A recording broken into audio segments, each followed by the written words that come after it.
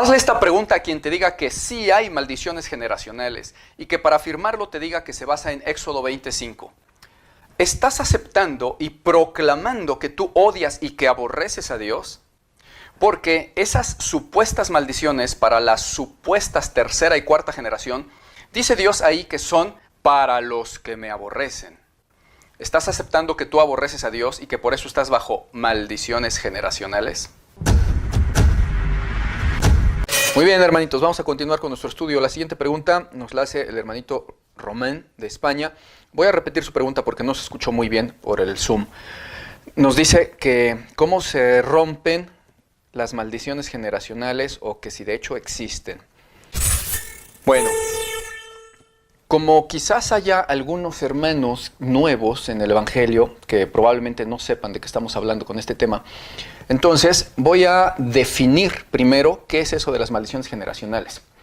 Hay muchas iglesias que no son de sana doctrina que enseñan que hay maldiciones de parte de Dios, o también dicen que incluso de parte del diablo, pero que independientemente de dónde vengan esas maldiciones, dicen ellos que son generacionales. O sea, que aplican y se mantienen aún a través de la generación tras generación.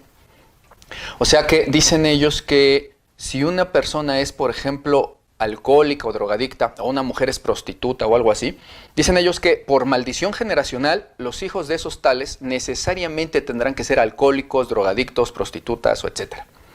Y dicen que es porque la ira de Dios se mantiene sobre las generaciones y que los hijos tendrán que pagar por los pecados de los padres o incluso de los abuelos y bisabuelos. Y ellos afirman que esas maldiciones solamente se pueden terminar con unas especies de liberaciones o rituales que ellos hacen y que practican en sus iglesias. Rituales que hacen, por cierto, sobre los cristianos que se congregan ahí y que dicen que ya son de Cristo. Y dicen esos pastores de esas iglesias que si no son liberados o si no son rotas esas maldiciones generacionales, seguirán pesando y cayendo sobre la tal persona aunque sea cristiana. Yo sé que hay muchos hermanos que solamente preguntan por duda genuina, ¿no? Porque quieren saber, como el hermano que nos pregunta, Román de España. Sí, pero también hay otros que enseñan eso a sabiendas de que eso no es bíblico y normalmente son en iglesias falsas. Principalmente, aunque no solamente, pero sí principalmente, las falsas iglesias de la prosperidad. Entre otras herejías que profesan como declarar, decretar y otras cosas como precisamente la doctrina de la falsa prosperidad, que dicen que si no eres rico, estás en pecado. Dice que porque no le has creído a Dios, que te podía Él hacer rico y próspero. Y que por lo tanto no eres un buen cristiano porque eres pobre y porque según ellos no eres bendecido. De hecho, ellos incluso tienen procedimientos y rituales que ellos hacen especialmente para, según ellos, romper esas maldiciones y liberar de tales cadenas y maldiciones a los cristianos que se congregan ahí.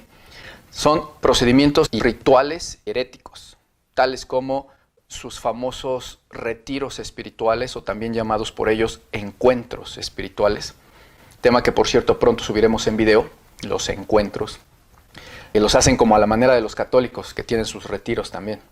Y en donde estas falsas iglesias cristianas de la prosperidad, además de cobrarles altos precios a los cristianos por ir a esos retiros o encuentros, los envuelven en rituales tales como regresiones psicológicas parecidas a la hipnosis, ritos con fuego, donde supuestamente queman sus pecados y los de sus padres y sus abuelos, donde les dicen que ellos tienen que perdonar el pecado de sus generaciones previas y además pedir perdón a Dios por esos pecados de sus padres y de sus abuelos y cosas por el estilo. Ellos fundamentan su error principalmente citando Éxodo 25, donde dice, no te hincarás ante las estatuas ni las honrarás, porque yo soy Jehová tu Dios, fuerte, celoso, que visito la maldad de los padres sobre los hijos hasta la tercera y cuarta generación de los que me aborrecen, pero que hago misericordia a millares a los que me aman y guardan mis mandamientos. Esas son a grandes rasgos las famosas maldiciones generacionales que profesan en esas falsas iglesias y doctrinas. Hoy nosotros vamos a demostrar no solamente con un solo argumento que ellos estén equivocados en ese pasaje, sino que vamos a demostrar con Biblia y con muchos argumentos abundantes que es un error aberrante, infame y ofensivo para con Dios incluso, el decir que Dios es tan injusto que castiga a los hijos por un pecado que cometieron otras personas, o sea, sus padres o sus antepasados. Vamos a ver el tema. Primero vamos a demostrar con contundencia si es verdad que Dios castiga a los hijos por el pecado de los padres o de los abuelos o de los antepasados. En Ezequiel 18, Dios nos explica muy ampliamente con palitos y bolitas, por si acaso hubiera alguien que estuviera en obstinada necedad o que no entendiera. Y nos explica además muy indignado, muy enojado Dios, por el hecho de que alguien se atreva a decir que Él castiga a unos por culpa de otros. Vamos a leer qué dice Ezequiel 18:1. Dice: vino a mí palabra de Jehová diciendo: ¿qué se piensan ustedes los que usan este refrán sobre la tierra de Israel que dice: los padres se comieron las uvas agrias y los dientes de los niños tienen la dentera? Dentera, o sea, reciben el daño. Algunas Biblias dicen se les destemplaron los dientes. Otras dicen le salieron caries. Otras dicen de plano los padres la hacen y los hijos la pagan. Bueno, pues dice Dios al respecto de ese refrán: ¿qué andan diciendo ustedes acerca de mis juicios con eso de que los padres la hacen y los hijos la pagan? Dice en el verso siguiente, en el verso 3. Vivo yo, dice Jehová el Señor, que nunca más me van a usar ese refrán en Israel. He aquí que todas las almas son mías, como el alma del Padre, así el alma del Hijo es mía.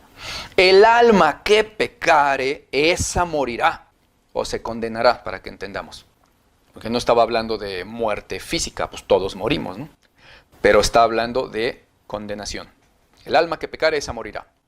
Y el hombre que fuere justo e hiciere según el derecho y la justicia, que no comiere sobre los montes, ni fuere idólatra, ni violare a la mujer de su prójimo, ni se allegare a la mujer menstruosa, ni oprimiere a ninguno, etc., ese es justo, ese vivirá, dice Jehová el Señor. Mas si ese engendrare un hijo ladrón, derramador de sangre, o que haga algunas cosas de estas, pero que no haga las otras, sino que fuere idólatra, o violare a la mujer de su prójimo, al pobre y menesteroso oprimiere, cometiere robos, no devolviere la prenda, o hiciere abominación, prestare a interés y tomare usura, ¿vivirá éste? No vivirá. Todas esas abominaciones hizo, de cierto se condenará o morirá, su sangre será sobre él. Verso 14. Pero si éste engendrare hijo... A ver, paréntesis, hagamos una pausa. Noten que aquí ya van dos generaciones. Dios nos está explicando, como decimos en México, con palitos y bolitas, como si fuéramos de kinder, para que entendamos y no estemos en obstinada necedad, diciendo que Él castiga a unos por otros. Ya nos explicó del hombre justo. Es justo, vivirá. Luego tiene un hijo. Ese no hizo conforme a la justicia de su padre, hizo maldad y abominación. Dice, ese morirá. Todas esas maldades hizo, ese es injusto. Y luego, para que entendamos, nos viene a hablar de una tercera generación de que tiene ese impío otro hijo, que va a ser justo. Y veamos lo que dice el Señor. Dice, pero si éste engendrare hijo, o sea, el impío engendrare hijo, el cual, habiendo visto todos los pecados que su padre hizo, y viéndolos no hiciere según ellos, no fuere idólatra, la mujer de su prójimo no violare, ni oprimiera a nadie, la prenda no retuviere, ni cometiere robos, etc. Vean lo que dice ahí. Este no morirá ni pagará por la maldad de su padre, de cierto vivirá. Su padre, por cuanto hizo agravio, despojó violentamente al hermano e hizo en medio de su pueblo lo que no es bueno, he aquí que él morirá por su maldad. Y si dijereis, ¿y por qué el hijo no llevará el pecado de su padre? Pues porque el hijo hizo, dice ahí, según el derecho y la justicia, guardó todos mis estatutos y los cumplió, de cierto vivirá. El alma que pecare, esa morirá. Ojo con este verso 20. El alma que pecare, esa morirá. El hijo no llevará el pecado del padre, ni el padre llevará el pecado del hijo. La justicia del justo será sobre él, y la impiedad del impío será sobre él. ¿Qué parte de esto no se entenderá en esas falsas iglesias donde a fuerza, a propósito, quieren ofender a Dios diciendo que no importa lo que Él diga, van a inventar maldiciones generacionales y el hijo pagará por el padre? ¿Con qué celo está diciendo Dios esto? Clarísimo, hasta tercera generación. Luego dice, mas el impío, si se apartare de todos sus pecados que hizo, y guardare todos mis estatutos, e hiciere según el derecho y la justicia, de cierto vivirá, no morirá. Fíjense, hasta con eso está explicando ese impío que por sus propias culpas está condenado y está pagando lo que tenga que pagar. No obstante, Dios misericordioso y bueno dice, y sin embargo, así de impío como esté en esa generación, si se arrepiente y se aparta, de cierto vivirá, no morirá. No dice, pues ya que se arrepintió y se apartó, ahora que vaya a un retiro y que haga papelitos y los queme y haga rituales de fuego donde perdona el pecado de su padre y de su madre y pide perdón de pecados de su abuelo. No dice eso Dios. Dice, se apartó de maldad, de cierto vivirá. No dice, hay maldiciones generacionales. Verso 22. Todas las transgresiones que cometió no le serán recordadas. Fíjense. En su justicia que hizo, vivirá. 23. ¿Quiero yo acaso la muerte del impío? Dice Jehová el Señor. ¿No vivirá si se apartare de sus caminos? Y si dijereis, no es recto el camino del Señor. Oigan ahora, casa de Israel. Ah, ¿no es recto mi camino? ¿Qué no son acaso vuestros caminos los que son torcidos? Dice el Señor. Y apartándose el impío de su impiedad que hizo, y haciendo según el derecho y la justicia, hará vivir su alma. Porque miró y se apartó de todas sus transgresiones que había cometido. De cierto vivirá, no morirá. Contundente.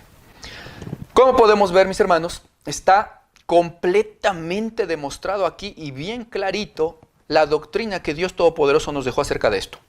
Y no solo se ve como teoría en todos estos contundentes versículos, no, sino que también además se puede apreciar claramente en la práctica o en los ejemplos bíblicos. Cuando en las narraciones de la Biblia vemos que sobre todo en los libros de Reyes y de Crónicas, ahí claramente se nos muestra que de pronto había algún rey malvado y perverso delante de Jehová en Israel, y cómo es que era declarado por Dios impío y condenado. Pero luego los hijos de esos reyes impíos llegaban a ser reyes, y algunos eran todo lo contrario a lo que eran sus padres, y hacían lo justo y lo agradable delante de Jehová, no obstante que sus padres hayan sido perversos o asesinos o lo que fuera. En esos casos nunca jamás se vio que porque su padre haya sido vicioso o asesino o etcétera, el hijo tenía que pasar por esa disque maldición generacional y ser exactamente como su padre y arrepentirse de los pecados de su padre. Jamás. Como dicen ahora esas falsas iglesias. Nunca. Como Dios dice en Ezequiel, el tal fue justo, que hizo lo bueno delante de Jehová, justo es y vivirá y no pagará por los pecados de su padre. Claramente se ve que no había ninguna maldición macabra, ni generacional, ni injusta en estos casos. Porque eso es lo que ellos afirman, que si el abuelo fue vicioso o la abuela prostituta, la hija y los nietos tendrán que pasar por ser viciosos, alcohólicos, prostitutas, etcétera, dizque por la maldición generacional. Entonces, ¿cómo explican que en esos múltiples casos en Reyes y Crónicas no aplicó jamás eso?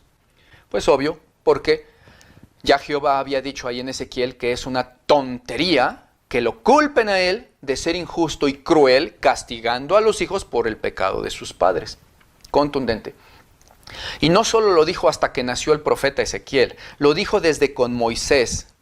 En Deuteronomio 24:16 dice, los padres no morirán por los pecados de los hijos, ni los hijos por los padres. Cada uno morirá por su pecado, o se condenará por su pecado.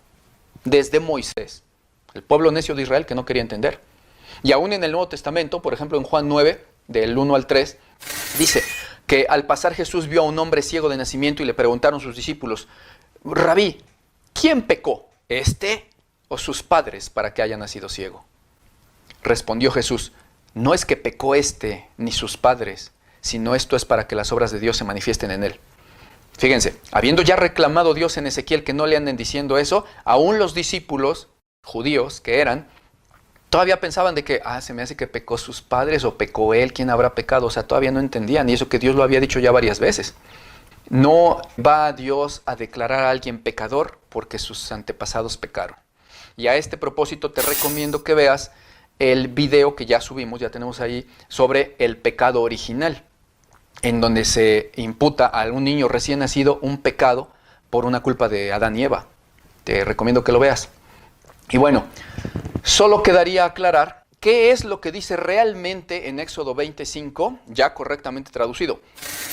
En el original hebreo, estas son las palabras que aparecen en este pasaje. Ahora esa frase en el hebreo la vamos a ver palabra por palabra. Cualquiera puede buscar en algún diccionario de hebreo bíblico, en el diccionario Strong, por ejemplo, o en una Biblia en hebreo, y corroborar que yo no me estoy inventando nada, que eso dice en los originales en hebreo. Entonces, vamos a ver en el hebreo renglón por renglón. Va a haber una serie de 3 renglones. El primero es las letras en hebreo, el segundo renglón, cómo más o menos se pronuncia, y el tercer renglón, cómo se traduce en el español. Aunque el hebreo se lee de derecha a izquierda, nosotros ahí lo pusimos de izquierda a derecha para que lo entiendan ustedes. Dice, lo shaha lo abad kianoki Yahweh. Palabra por palabra es, lo significa no. Shaha, hincarse, hincarás. Luego otra vez dice lo, que es no.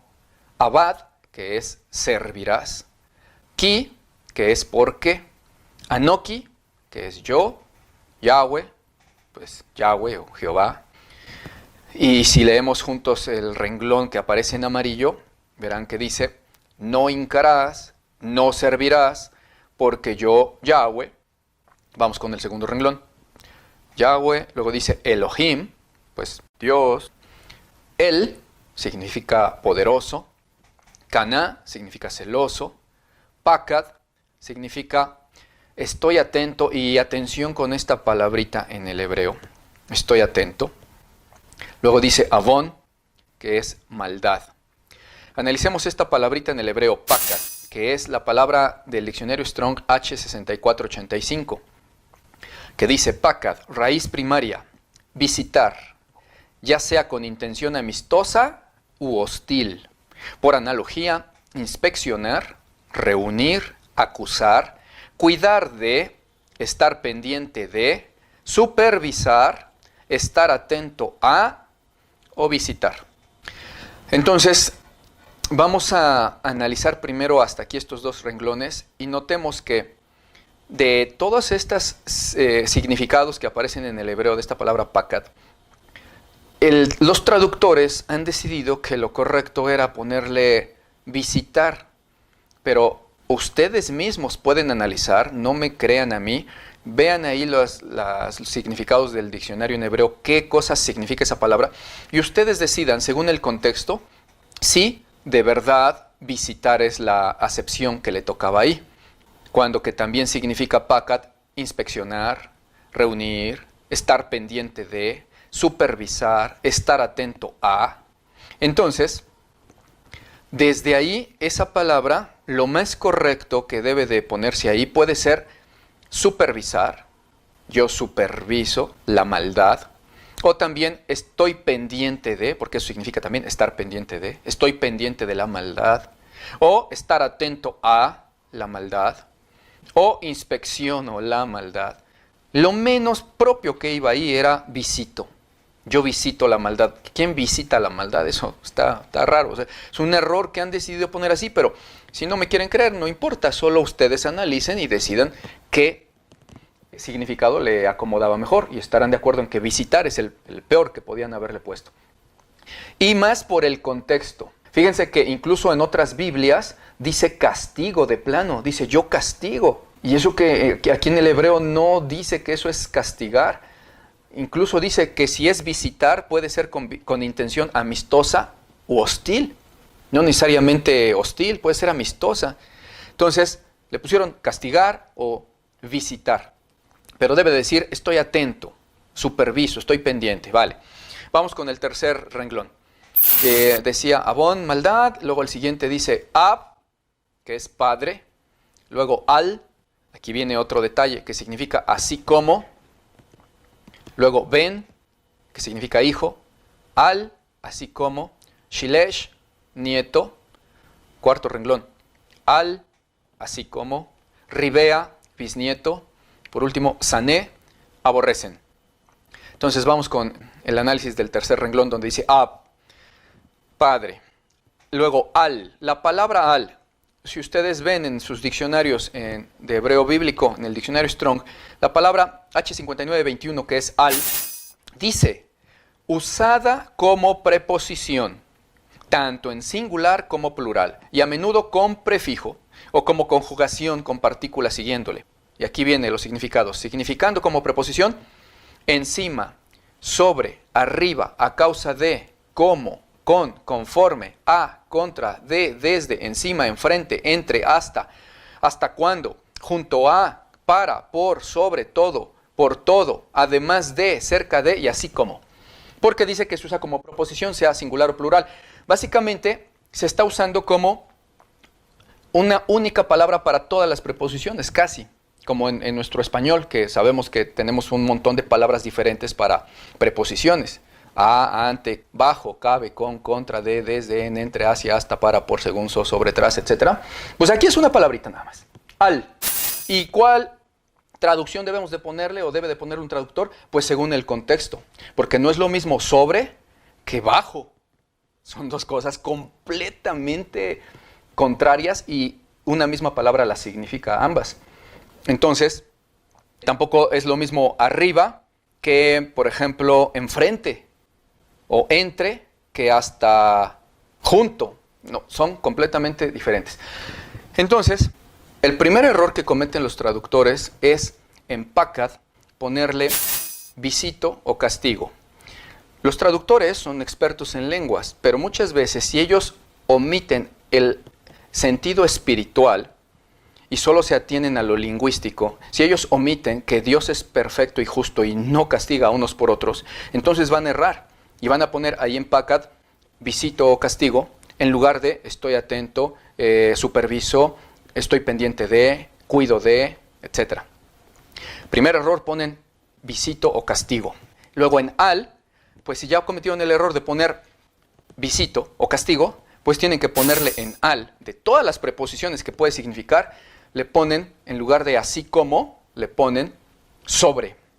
Entonces ya cuadra sus traducciones, dicen castigo la maldad del padre sobre el hijo y sobre el nieto y sobre el bisnieto. Pero no es así. Insisto, no me crean, chéquenlo en sus diccionarios y verán si esto significa esto o no. Entonces, lo más correcto en la palabra al, que es como una especie de preposición, es además de o así como. Entonces, ya leyendo los renglones en orden y correctamente traducidos, dice, no hincarás, está hablando de las estatuas, no hincarás, no servirás, porque yo Yahweh Elohim, poderoso, celoso, estoy atento de la maldad del padre, así como del hijo, así como del nieto, así como del bisnieto, si me aborrecen. Pero hago misericordia por millares si me aman y guardan mis mandamientos. Ahora bien, tenemos que notar una cosa. Primero, ¿dónde dice ahí la palabra generación? Porque acuérdense que en sus Biblias en Reina Valera, nada más para que noten lo mal traducido que está y no digan que yo me estoy inventando las cosas, búsquenle ahí en ese pedacito en el hebreo que aparezca la palabra generación o la palabra tercera y la palabra cuarta. Porque en sus Biblias dice maldad de los padres, ¿verdad? Hasta la tercera y cuarta generación. No está en esas palabras.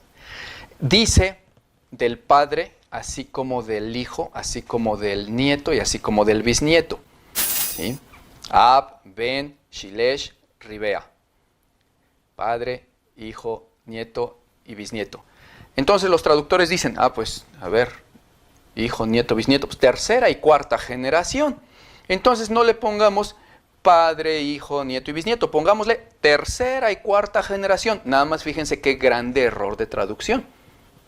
No es lo mismo decir padre, hijo, nieto y bisnieto que tercera y cuarta generación. Es muy diferente, chéquenlo.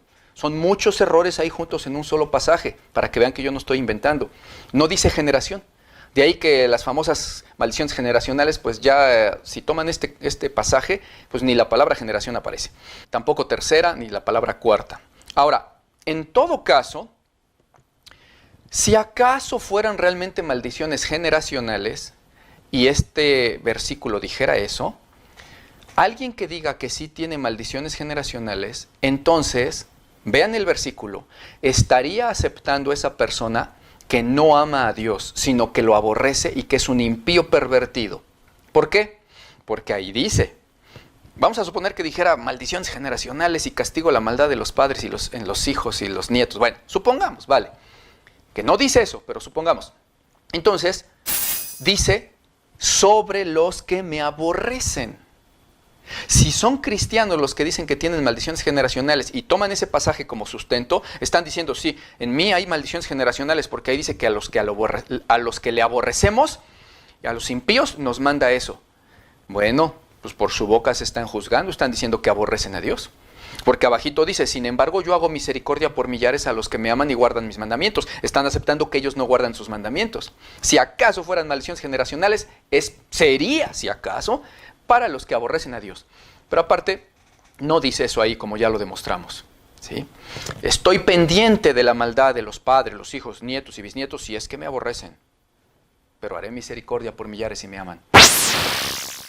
Una vez derribado el error en el que basan su fundamento de Éxodo 20, solo quedaría aclarar que no existen esas maldiciones generacionales, pero sí existen maldiciones de Dios, solo que no son generacionales, son personalísimas para cada quien que quiera estar en esa maldición. Por ejemplo, en Deuteronomio 11, del 26 al 28, dice Dios, yo pongo delante de vosotros la bendición y la maldición. La bendición, si oyereis los mandamientos de Jehová vuestro Dios que yo os prescribo hoy. Bendición. Y la maldición, si no oyereis los mandamientos de Jehová vuestro Dios y os apartareis del camino que yo os ordeno para ir en pos de dioses ajenos que no habéis conocido.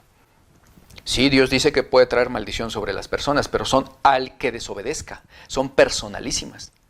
No dice ahí, y la maldición, si tus papás pecaron y no me obedecieron, pues a ti, contigo me desquito. No dice eso. Es al que se aparte. Lo que uno haga, eso va a recibir. Por eso dice en Gálatas 6:7, todo lo que el hombre sembrare, eso también cosechará. Y también en Deuteronomio 28, todo el capítulo habla desde los versículos 1 al 15 por ahí, dice, yo Jehová te voy a traer todas estas bendiciones si tú cumples mi palabra, guardas mis mandamientos, si me obedeces, etc. Mira, bendito serás en tu trabajo, en tu casa, en el campo, en todo lo que toques serás bendito. Pero a partir del verso 15 dice, sin embargo, si tú no quieres escuchar mi palabra, no quieres obedecerme, quieres tener en poca cosa mis mandamientos y no me sigues a mí, Jehová tu Dios, entonces yo te mando todas estas maldiciones y te alcanzarán. Maldito serás en tu casa, en el trabajo, en la calle, al entrar, al salir, todo lo que toques será maldito, tendrás enfermedad, etcétera, etcétera. ¿A quién? Al que se apartare de los mandamientos de Dios, de su palabra. No a los padres por los hijos. Entonces, esas sí son maldiciones de Dios, pero son personales. Y es que en muchos pasajes la Biblia dice, por ejemplo en Génesis 18:25, lejos esté de Jehová el hacer tal cosa, que haga morir o pagar al justo por el impío, y que sea el justo tratado como el impío. Nunca tal haga Jehová. El juez de toda la tierra no ha de hacer acaso lo que es justo. Y eso lo dice en muchos lados en la Biblia. A cada rato Dios, o sea, ¿cómo no se va a enojar Dios con el pueblo de Israel ahí en Ezequiel cuando dice, ¿cómo me andan diciendo esas tonterías? Que yo hago pagar al inocente por el culpable. No, qué barbaridad. Y aquí es donde muchos preguntan que entonces, ¿por qué Jehová en casos de enjuiciamiento a ciertas naciones mandaba a matar incluso hasta a los niños? Bueno, es muy sencillo de entender si vemos los contextos. Jehová no quería que esos pueblos volvieran a florecer después y que quisieran cobrar venganza contra Israel o que quisieran volver a hacer sus maldades en el futuro, cuando se volvieran a desarrollar. Entonces exterminaba a los pueblos por completo. Pero el que un niño muera no significa que está castigando al niño por el pecado del padre. Simplemente Dios es soberano para determinar cuándo muere un niño o cuándo vive. Si Él es el dador de la vida y el quitador de ella, tiene derecho a hacerlo. Él puede hacer que un niño muera en una nación por enfermedad o de una caída y ya, se va con Dios. Se lo lleva a ese niño y sin pecado, no pasa nada. O puede hacer que muera en otra nación porque Dios está exterminando a esa nación. Y de todos modos se llevará a ese niño con él. El niño no está pagando los pecados de nadie, simplemente Dios es soberano para quitarle la vida cuando Él quiera, porque el niño no tiene culpa. Simplemente Dios está limpiando esa tierra y eliminando toda posibilidad de hombres vengativos cuando crezcan en el futuro. Quien afirme lo contrario tendrá que llamar a Dios mentiroso cuando dijo que Él no hace pagar a los niños por los pecados de los padres. Solo hay que abrir un poquito el entendimiento a lo que Dios dijo con tanta paciencia ahí en Ezequiel 18, tan ampliamente. Los hijos no pagan por el pecado de los padres, ni los padres por el pecado de los hijos. El alma que pecare, esa morirá, dijo el Señor. Y ya por último, aclarar que también hay otras maldiciones que vienen directamente del enemigo, del diablo, ¿sí? Por ejemplo, las maldiciones que echan con las brujerías, el satanismo y todo eso. Pero hay que aclarar que primero tiene que ser voluntad permisiva de Dios que eso pase. Ha Él decidido que eso pueda pasar a los que no le aman y no le siguen a Él, a Dios. Eso a un cristiano no nos puede hacer daño. Al que ande en el Espíritu, al que esté lleno del Espíritu y al que ande en santidad, obedeciendo los mandamientos de Dios, el diablo no tiene potestad sobre él, ni las maldiciones, ni brujerías. Hay muchos testimonios de ex satánicos, ex brujos, etcétera, que nos dicen cómo ellos, cuando todavía eran satánicos, los iban a buscar para hacerle daño a algún cristiano y dicen, normalmente podíamos, porque íbamos a nuestro caldero ahí del diablo y veíamos a la persona y consultábamos al diablo y veíamos que no tenía protección, porque eran cristianos tibios, cristianos flojos, que no oraban, que no vivían en santidad, y los destruíamos, que quizás ni Espíritu Santo tenían, pero luego nos pedían trabajos contra cristianos que estaban llenos del Espíritu Santo, y desde que veíamos que había una fuerza ahí blanca, poderosa, el mismo diablo nos decía, no te metas con él porque yo no puedo contra él. Entonces, aunque existen esas maldiciones y trabajos, al que anda en Cristo no le pueden hacer daño, porque Cristo, dice en Gálatas 3:13, Cristo nos rescató de la maldición, empezando por la maldición de la ley. Nos rescató de las maldiciones, haciéndose por nosotros maldición, porque escrito está, maldito todo aquel que es colgado de un madero. Cristo pagó por nosotros y nos quitó toda maldición. ¿Cómo es que nos podemos decir cristianos, libres en Cristo, y que todavía pensemos que estamos bajo maldiciones de generaciones de culpas que ni siquiera tenemos nosotros y pecados que no cometimos, o que nos pueda hacer por ahí una maldición del diablo también o algo así?